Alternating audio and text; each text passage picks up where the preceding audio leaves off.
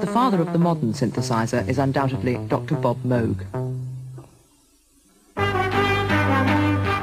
The Moog modular synthesizer first became widely heard in 1968 on a record called Switched On Bach by Walter, now Wendy, Carlos.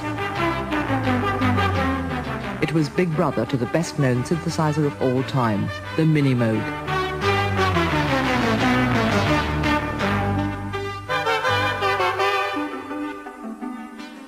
This is the last off the production line. It was made in 1980, the last of about 12,000 that were made between 1970 and 1980.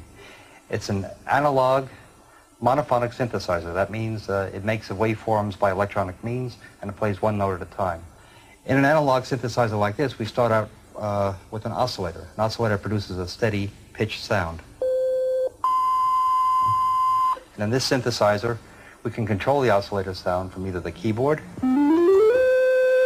from the pitch wheel, or automatically through modulation. The oscillator has a waveform, and that determines the harmonics. Here's a triangular wave, sawtooth, square, and two rectangular waveforms. With all those harmonics, we can shape the sound through filtering. That is, we can cut out these harmonics as the sound goes on. Here's a filter which cuts out the harmonics starting with the highest.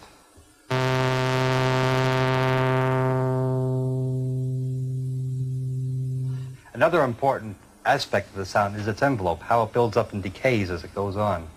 In an analog synthesizer like this, there are four parts to the envelope. The attack, which is the rise, the decay, which is the fall from the highest point, the sustain, which is how loud it is as it continues, and then the release, which is how rapidly it dies to zero when you let go of the key.